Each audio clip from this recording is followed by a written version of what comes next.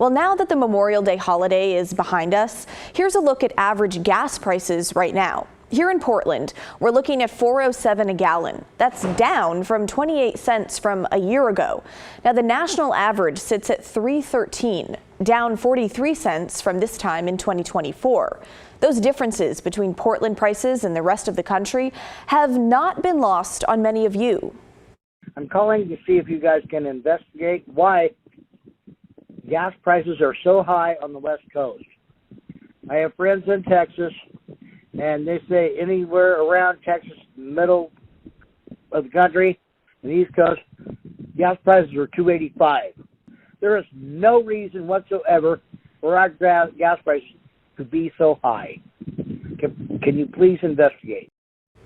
And Claudia recently wrote to us saying, why is most of the rest of the country enjoying cheap gas and we aren't?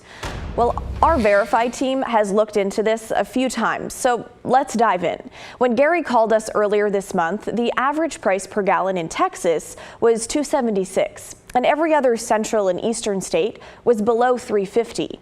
Oregon was at $3.90, Washington was at $4.26, and California was at $4.78. And that's pretty much how things always look. West Coast gas prices go up and down just like everywhere else, but they're almost always the highest in the country at any given time. Now, to explain why, let's start with the gas tax. It's 40 cents per gallon in Oregon, but the legislature is considering raising that all the way to 60 cents.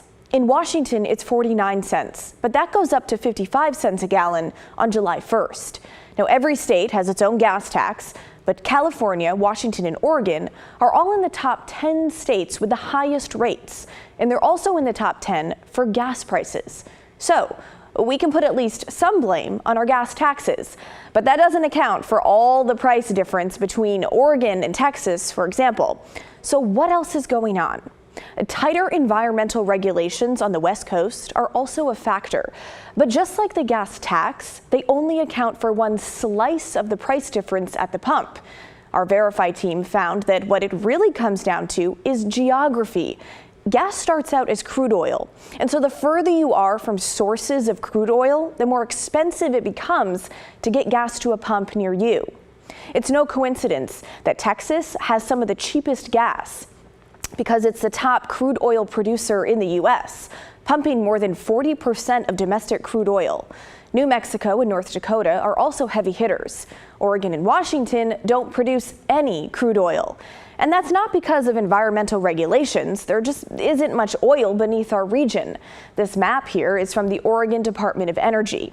Now, put all of those elements together, and you start to get a good idea of why we pay so much more at the pump.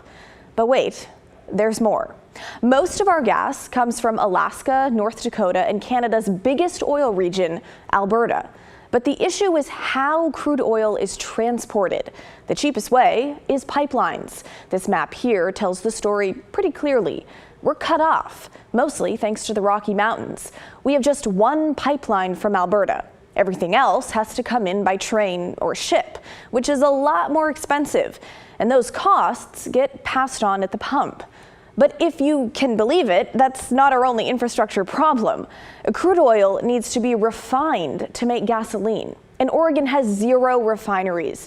We get almost all our finished gas from Washington, which has a few refineries in the Puget Sound area, but only a few.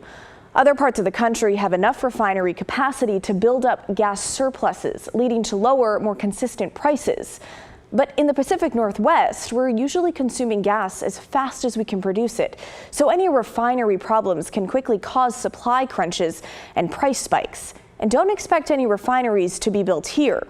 AAA says as the car industry shifts towards electric, especially here in the West, a commercial investment in Oregon for gasoline production is not going to be popular. So what do you think should be done about our high gas prices? Any solutions come to mind? Feel free to just vent to us about how much you pay at the gas pump, too. Email us the story at kgw.com or call and leave a voicemail, 503-226-5090.